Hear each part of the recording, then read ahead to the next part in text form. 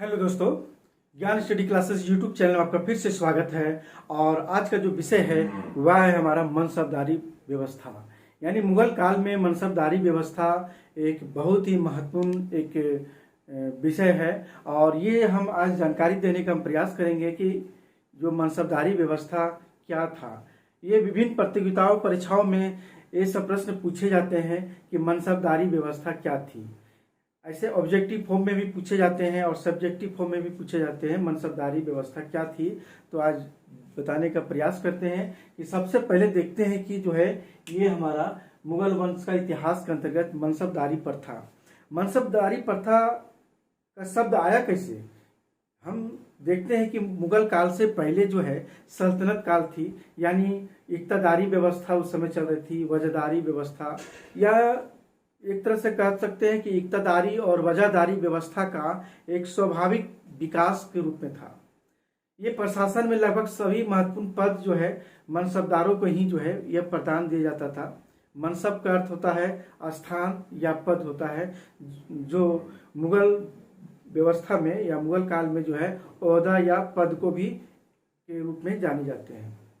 तो हम दिल्ली सल्तनत के दौरान हम देखते हैं कि सल्तनत काल में विभिन्न इक्तों में विभाजित किया गया था। क्योंकि सल्तनत काल में आए थे तो दिल्ली से मेरा करके पूरे हिंदुस्तान में जो है शासन व्यवस्था कैसे हो सके, इसीलिए विभिन्न इक्तों में बांटा था और यह इल्तुतमिश ने विभाजित किया था। और उसके जो प्रभारी जो थे इक्ता के जो प्रभारी थे इक्तदार ही कहलाते थे। इक्तदार संबंधित जितने भी इक्ते की जो कुल आय में से अपने खर्च को घटा करके, यानी बचे हुए जो शेष बचते थे जिसको फवाजिल कहा जाता है, वह केंद्रीय खजाने में भेज दिया जाता था।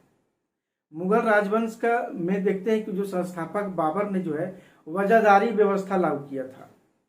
और इसी से वजहदारी कहने का मतलब हुआ कि वजहदार यानी वजह मतलब पुरस्कार, यानी पुरस्कार दिया जाता था। तो अकबर ने इसी इक्तदारी और वजहदारी व्यवस्था में कुछ संशोधन कर एक नई व्यवस्था की नींव डाली, जो मनसबदारी व्यवस्था के रूप में सामने आई। अकबर द्वारा जो प्रस्तुत की गई है मनसबदारी व्यवस्था, यह दशमलव प्रणाली पर आधारित थी, जिसे सबसे छोटी इकाई 10 होती है और शेष 10 के जो गुणनफल होते थे। संभवतः यही व्यवस्था हम देखते हैं कि यह व्यवस्था जो था दशमलव प्रणाली, ये चंगेज खां से लिया गया था, जिसने अपनी सेना का बंटवारा यह दशमलव प्रणाली के आधार पर ही किया। तो आइए हम लोग देखते हैं कि सबसे पहले जो है कि मनसबदारी व्यवस्था, आप प्रश्न अगर पूछे जाएंगे मनसबदारी व्यवस्था क्या थी, इसका विस्तृत से वर्णन करें, तो आप इसे नोट करके और पूरी तरह से बेहतरीन नोट्स बनेंगे, जो आपके सिविल सर्विस परीक्षाओं से संबंधित और कई विषयों से संबंधित, जैसे कॉलेज के जो है स्टूडेंट हैं उन लोगों के लिए भी बेहतरीन नोट्स बनेंगे और बहुत ही बेहतरीन। तो देखेंगे कि मनसबदारी व्यवस्था, क्योंकि इसकी शुरुआत जो था वह चंगेज खां द्वारा ही की गई, जिसने सेना को दशमलव प्रणाली के आधार पर गठित किया गया था। यह चंगेज खां अपने समय में जो है दशमलव प्रणाली पर आधार पर ही जो है यह गठन किया था। मनसब क्या है, एक अरबी शब्द, याद रखेंगे बार बार प्रश्न पूछे जाते हैं कि मनसब कौन सी भाषा है, तो यह अरबी शब्द है। कौन सा शब्द है? अरबी मनसब, जिसका शाब्दिक अर्थ होता है पद या श्रेणी होता है। प्रत्येक व्यक्ति को जो है उसके जो है मनसब के अनुसार ही प्रशासन में उसका स्थान निर्धारित किया जाता था। एकदम मनसब जो दी जाती थी उसका प्रशासन में उसका स्थान भी निर्धारित किया जाता था। यह मनसब किसको मिलता था? यह मनसब सैन्य अधिकारी को मिलता था और गैर सैन्य अधिकारी को, यानी आम नागरिक को भी जो है यह मिलता था। दोनों को अधिकारियों को प्रदान किया जाता था। तो मनसबदारी भी जो दो वर्ग होते थे इस समय, क्या थे? दो वर्ग थे। एक था हमारा जात और दूसरा था सवार। जात कहने का तात्पर्य कि व्यक्ति का पद, जात का कहने का व्यक्ति का पद जो है वह स्थान और वेतन निर्धारित करता था। याद रखेंगे कि जात का तात्पर्य क्या है? वह व्यक्ति का जो पद जो है स्थान और वेतन ही निर्धारित होता है। लेकिन सवार का मतलब घुड़सवारों की संख्या का पता चलता है। याद रखेंगे, बहुत ही प्रश्न पूछे जाते हैं। जात का तात्पर्य क्या है? स्थान और वेतन का पता चलता है, और सवार का घुड़सवारों का पता चलता है।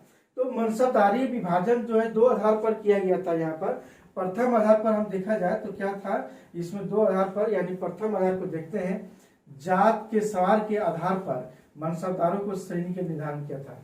जात और सवार दोनों को जो है मिला करके जो है आधार पर मनसबदारों को बांटा था। अब कैसे बांटा था? कहा जाता है कि अगर जात और सवार बराबर हो, अगर 50-50 हो या बराबर हो, तो प्रथम श्रेणी के जो है मनसबदार माने जाते थे। याद रखेंगे कि जात और सवार बराबर हो तो वह प्रथम श्रेणी के मनसबदार कहलाते थे। दूसरा है, अगर सवार जात का आधा हो, अगर सवार हो जात का आधा हो तो आधे से अधिक हो, यानी अगर सवार जात का आधा या आधा से अधिक हो तो द्वितीय श्रेणी के मनसबदार कहे जाते हैं। यदि सवार जात के आधे से भी कम हो तो तृतीय श्रेणी के मनसबदार कहलाते थे। ये प्रथम आधार था। और मनसबदारी प्रथा का दूसरा आधार क्या था, द्वितीय आधार, कि मनसब के आधार पर 500 से नीचे के अधिकारी मनसबदार कहलाते थे, और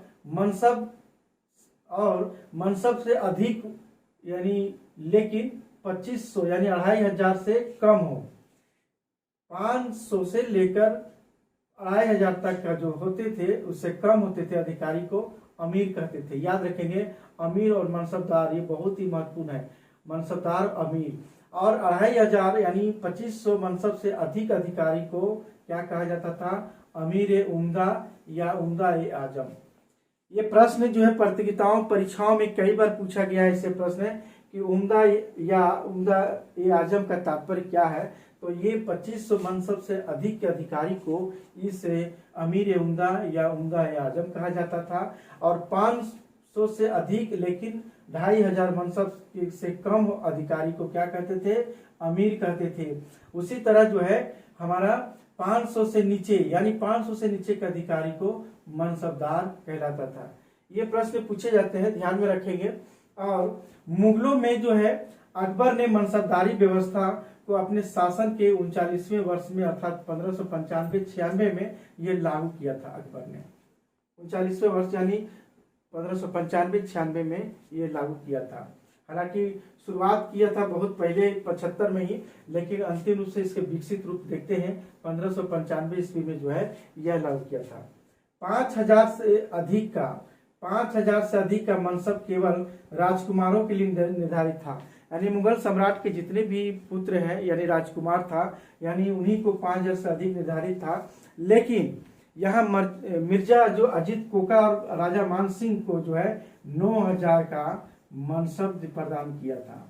क्या था? 9000 का मनसब अकबर ने किया था। इसी तरह हम देखते हैं कि सबसे अधिक इन लोगों का जो है मनसब दिया गया। लेकिन शाहजहां के समय में भी देखते हैं अपने पुत्र दारा सिकों को भी जो है 40,000 का मनसब प्रदान किया था। और एक और देखते हैं कि जब वह सामूगढ़ का जब युद्ध लड़ रहे थे 1658 ईस्वी में, उसके पहले लड़ने से पहले जो है 40,000 से लेकर 60,000 मनसब दे दिया। ये पूरे मुगल काल का सबसे सर्वोच्च मनसबदारी प्रथा दारा सिकों को मिला था। याद रखेंगे, ये बहुत ही इंपॉर्टेंट क्वेश्चन है कि पूरे मुगल काल में सबसे अधिक मनसब किसे दिया गया था? तो दारा सिकों को दिया गया था। तो ये पूरे मुगल काल के सर्वोच्च मनसबदारी थी। तो इसी तरह हम देखते हैं आगे, अबुल फजल के अनुसार अबुल फजल के आईने अकबरी के अनुसार क्या था? मनसब की 66 श्रेणियां थी, लेकिन व्यवहारिक रूप में कहा जाता है कि ये 33 यानी 33 श्रेणी थी। यह 1595-96 में प्रारंभ हुआ। तो मनसबदारी अनुवांशिक नहीं होता था, मनसब किसी अपनी जागीर नहीं होता था। मनसबदारी यानी उसको स्थानांतरित भी किया जाता था। इसकी पदोन्नति यानी उसको प्रमोशन भी जाता था और उसको डिमोशन भी किया जाता था, उन्नति भी की जाता था, किसी को स्थानांतरित भी किया जाता था, क्योंकि कोई भी जो है कोई उसका फायदा उठा न सके, एक जगह रह करके लाभ ज्यादा कमा नहीं सके। तो मनसबदारों को अपने व्यक्तिगत जो है वेतन से एक निश्चित संख्या में घोड़े, हाथी, बोझ ढोने वाले जानवर और गाड़ियां रहती थी। यानी जो भी मनसबदार होते थे उसके पास घोड़े, हाथी और बोझ ढोने वाले खच्चर या जो भी हो, वहाँ जानवर या गाड़ियाँ सब मौजूद रहती थी। और अकबर अपने समय में काजी और सद्र को छोड़कर सभी को मनसब प्राप्त था। यानी बहुत ही महत्वपूर्ण ये प्रश्न है कि अकबर अपने समय में किन्हें जो है मनसबदार नहीं बनाए जाते थे। 4 ऑप्शन रहेंगे, एक काजी या सद्र दे देंगे, तो आपको याद रखेंगे कि काजी और सद्र को अधिकारी को नहीं दिए जाते थे, क्योंकि ये सब न्याय विभाग से और धार्मिक विभाग से संबंधित थे, तो ये से इसे जो मनसबदारी नहीं दी देते थे। तो मनसब जिस तरह से जो है इक्तदार जो थे, जिस तरह से विभिन्न भागों में इक्तदारों को रखा जाता था, उसी तरह मनसबदार भी उसी तरह बांटा गया और वह विकसित रूप है, यही हमारा जो है मनसबदारी। अकबर अपने समय में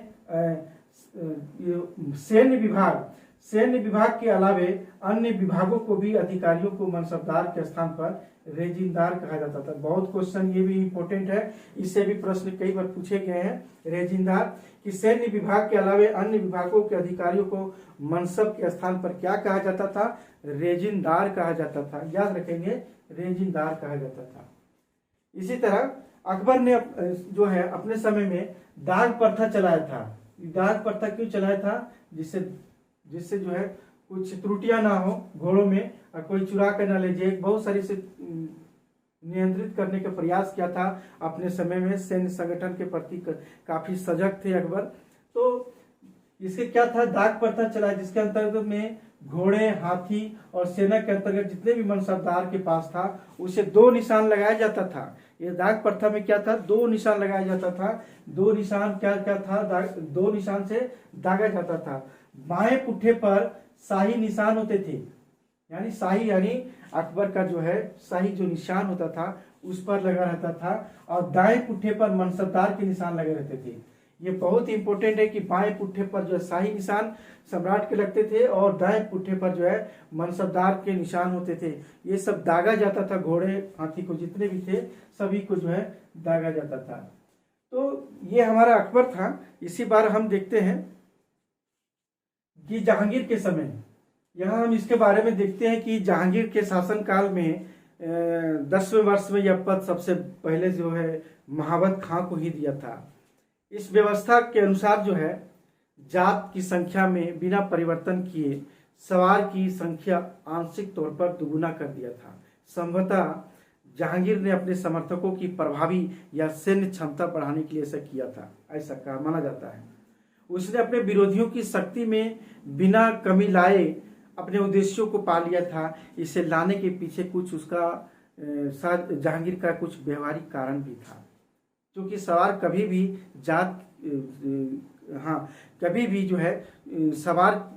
जात पद से अधिक नहीं हो सकता था। इसीलिए सवार बढ़ाने के लिए जात भी बढ़ाना पड़ता। इसीलिए जात पद बढ़ाने के लिए व्यक्तिगत वेतन के रूप में इसके अलावे भुगतान करना पड़ता और इससे राजकोष का भार बढ़ जाता।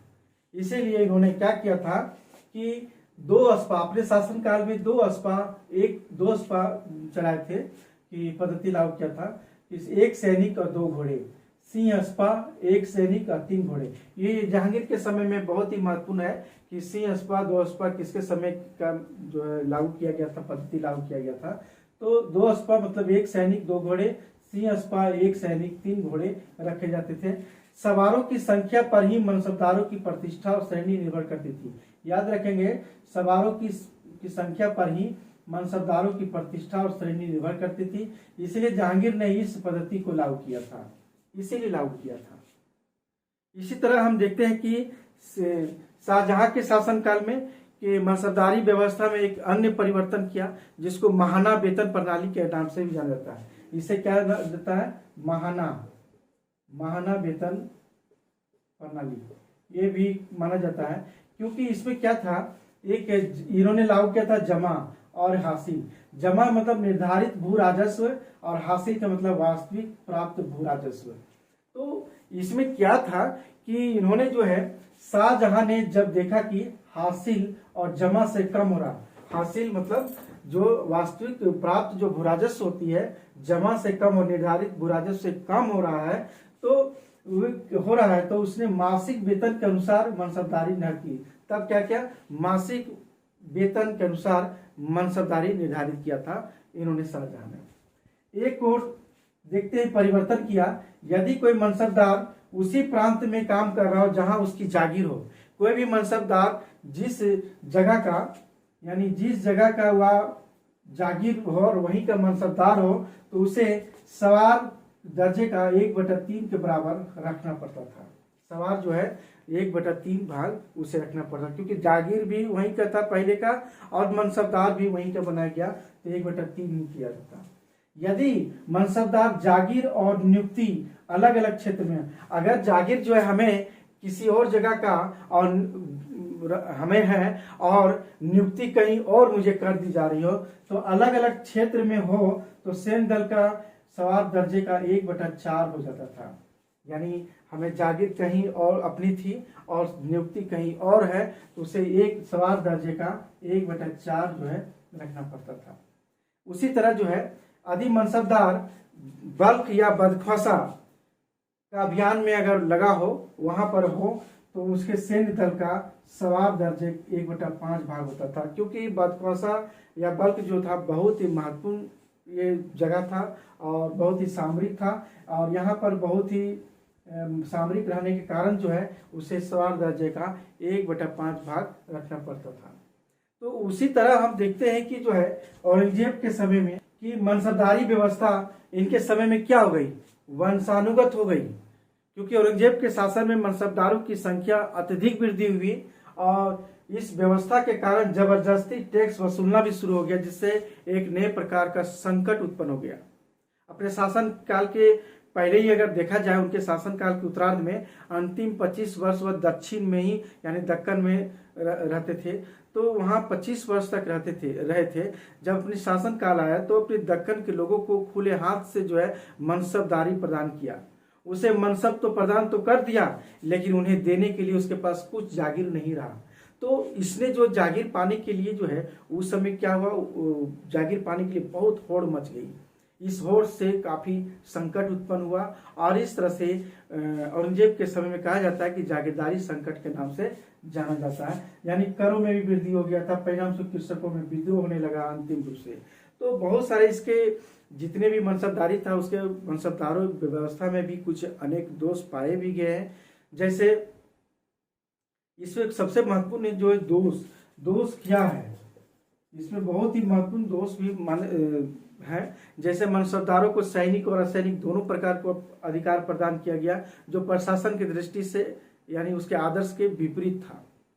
मनसबदारों को वेतन जागीर में दिया जाता है, जबकि उसे नगद दिया जाना चाहिए, क्योंकि चंद्रगुप्त मौर्य और जो है अलाउद्दीन खिलजी ने भी जो है नगद वेतन दिया था अपने सैन्य शक्ति को बढ़ाने के लिए, अपने साम्राज्य को विस्तार करने के लिए। काफी उच्च वेतनमान ने जो है एक मनसबदारों को भी काफी उच्च वेतनमान था, जो से विलासी बना दिया, भोग विलास में लिप्त कर दिया गया। स्थानांतरण की जो प्रक्रिया है वो भी हम देखते हैं कि स्थानांतरण की प्रक्रिया के कारण मनसबदार से संबंधित जितने भी व्यवस्था था, किसी नवीन या नया कोई तकनीक का प्रयोग नहीं किया था। इसकी नियुक्ति के लिए कोई विशेष प्रक्रिया नहीं अपनाई गई, जहां जैसे उसी तरह दे दिया गया, यानी अयोग्य लोगों को भी चयन कर दिया गया, जिससे लोगों का खतरा बना रहता था। मनसबदारों में कोई निश्चित सीमा निर्धारित नहीं की गई थी, जिससे औरंगजेब के शासन काल में जो है संकट उत्पन्न हो गया था। इस तरह से देखा जाए तो बहुत सारे इसके दोष पाए गए। आप जो है मनसबदारी व्यवस्था को ये सिलसिलेवार से आप लिख लें और बेहतरीन नोट्स बनेंगे आप लिखने, और इससे क्या बहुत इफेक्टिव होगा। तो आज की क्लास यहीं समाप्त करते हैं।